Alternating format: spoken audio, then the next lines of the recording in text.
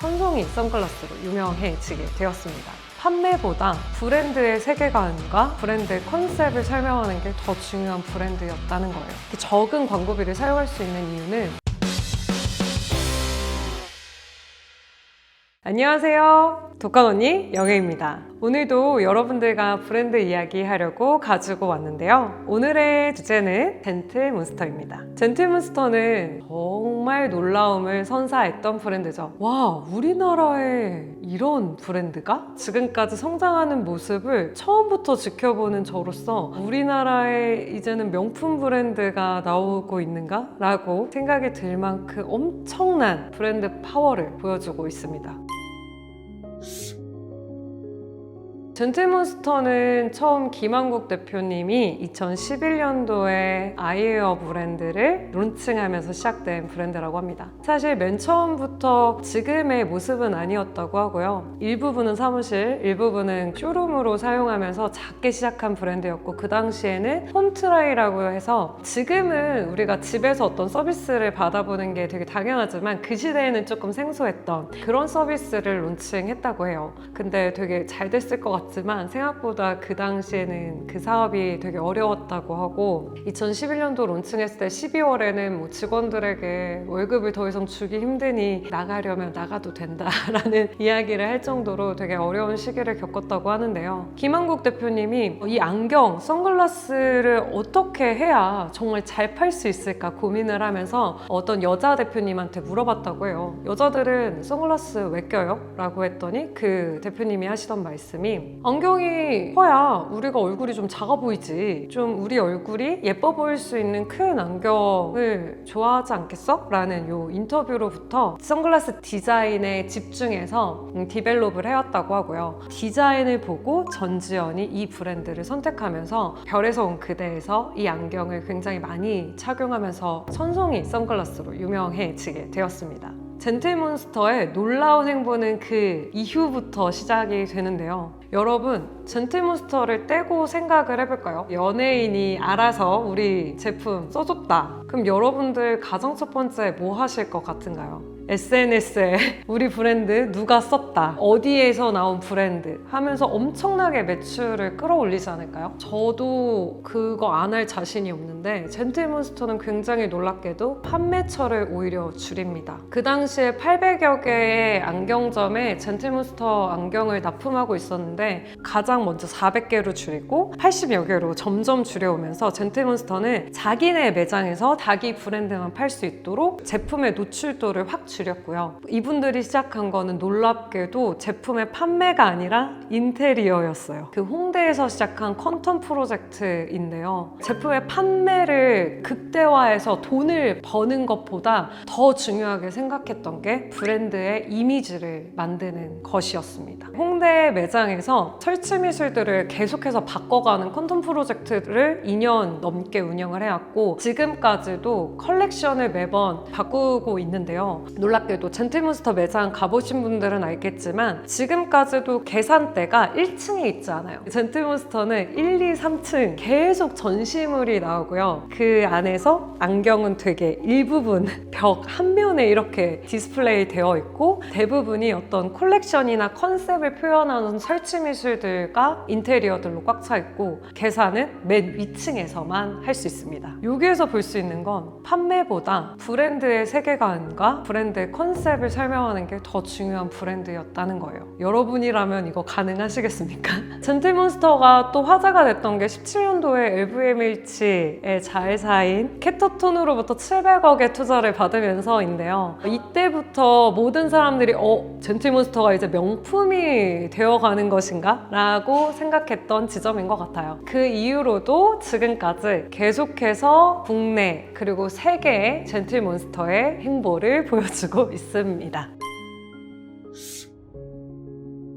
김한국 대표가 이런 행보를 거치는데 어떻게 이런 생각을 했을까가 저는 되게 궁금했던 것 같아요. 김한국 대표님의 강연에서 얘기했던 거지만 김한국 대표님이 자기가 성공하기 위해서 했던 활동 중에 하나가 3개월 동안 책 100권 읽기였다고 해요. 그 3개월 동안 100권을 읽으려면 하루에 한 권 이상을 읽어야 되는데 김한국 대표님이 하루에 한 권의 책 읽는 걸 정말 목숨을 걸고 한다는 마음으로 집에 있는 작은 과도를 품 안에 매일 가지고 다니면서 내가 졸립거나 읽고 싶지 않거나 집중이 안 될 때 허벅지를 찌를 각오로 책을 읽었다고 합니다. 저는 사실 이 책을 100권 읽었다는 거에서 김한국 대표의 생각을 유추해 보자면 성공하는 사람들이 어떻게 생각하는가, 그리고 소비자들은 무엇에 마음이 흔들리는가 이지 않았을까라고 생각합니다. 제가 이렇게 유추하는 이유는 젠틀몬스터가 밟아온 행보를 보아하면 판매보다 사람들의 마음을 빼앗는 것에 더 치중이 되어 있어요. 남달랐던 방법의 근간이 이런 사람들의 마음과 본질에 대한 고찰이 아니었을까라고 좀 추측을 해보고 있습니다.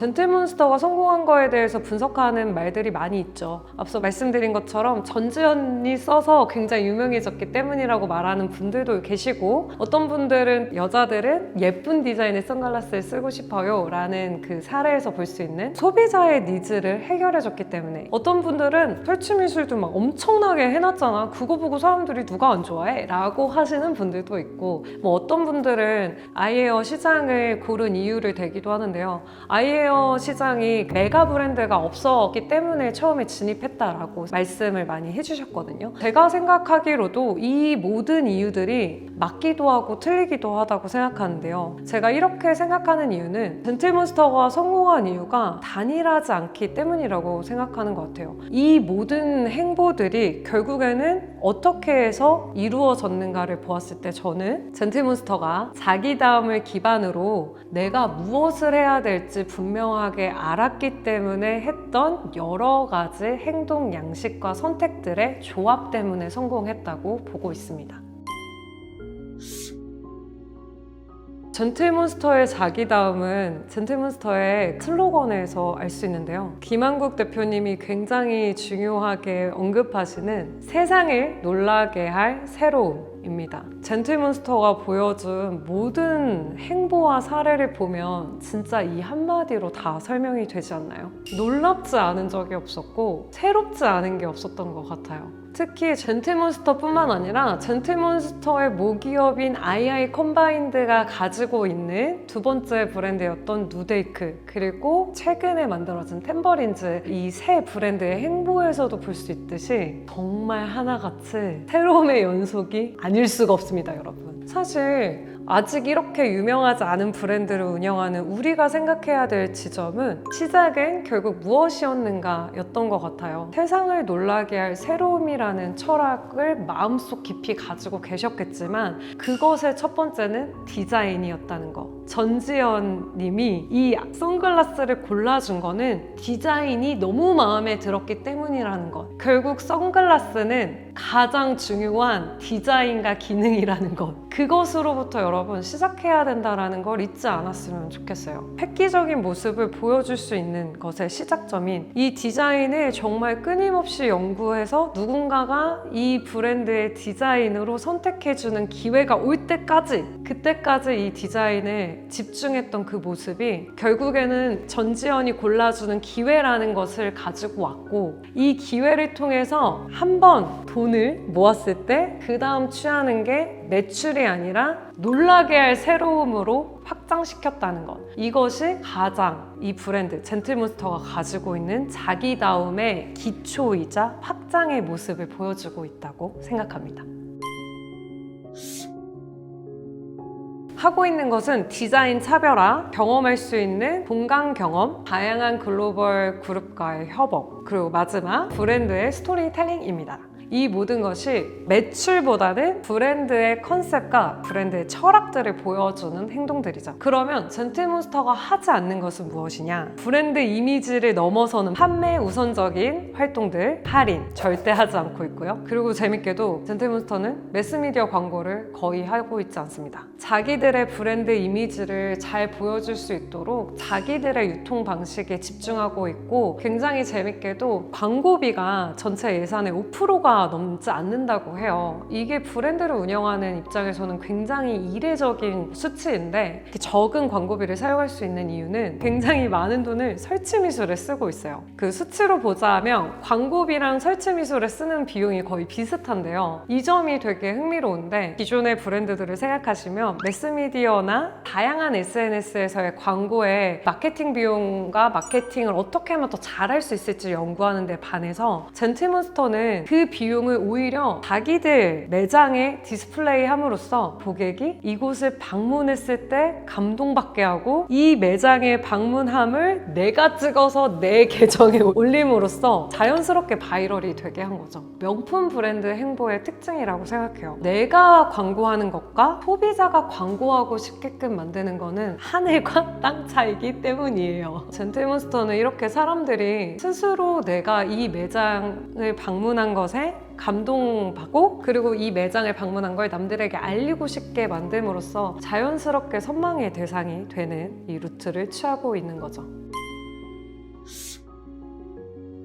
브랜드를 연구하는 입장에서 역사를 가지지 않고 명품 브랜드가 만들어질 수 있는가, 혹은 한국에서는 명품 브랜드가 나올 수 없는가, 이 두 가지의 의문을 모두 다 풀게 해준 대표적인 사례가 젠틀몬스터였는데요. 브랜드를 공부하고 브랜드를 좋아하는 저에게는 정말 보석 같은 브랜드가 아닐 수가 없습니다. 젠틀몬스터가 앞으로도 더 승승장구해서 더 많은, 더 다채로운 브랜드의 활동들을 보여주시면 저는 너무 좋을 것 같아요. 물론 한국 브랜드여서도 더 좋은 것도 있고요. 내 브랜드가 이렇게 파워 있는 브랜드로 만들고 싶은 여러분들 많으실 것 같은데요. 너무 대단한 젠틀몬스터 얘기해서 조금 이질적일 수 있지만 꼭 명품 브랜드만이 좋은 브랜드는 아니니까요. 내가 가고자 하는 브랜드의 정체성이 어디에 있는지에 따라서 우리 브랜드다운 브랜드 활동으로 꽉 차면 그것으로 정말 가치로운 브랜드일 수 있다는 거 잊지 않으셨으면 좋겠고, 더 다채로운 브랜드로 풍성해지는 그런 세상이 오기를 바라며 오늘의 이야기를 마치려고 합니다. 그리고 여러분들께 알려드릴 약간 슬픈 소식이 있어요. 제가 당분간 유튜브를 조금 쉴 것 같은데요. 여러분 너무 아쉽겠지만 제가 타링이라는 온라인 VOD 플랫폼에서 강연을 준비하고 있습니다.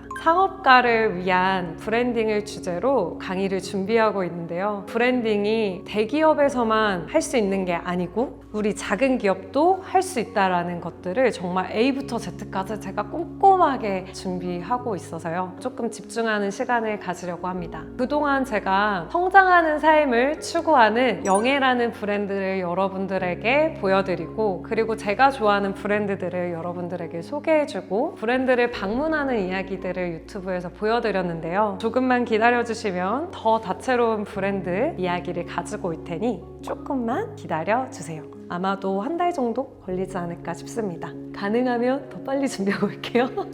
어디 가시면 안 돼요? 구독 취소하시면 안 돼요? 오늘도 좋은 하루 되시길 바라며 여러분의 삶에서 여러분의 브랜드가 밝게 빛나는 하루 보내시길 바랍니다. 좋아요 눌러주세요. 여러분 감사합니다. 안녕!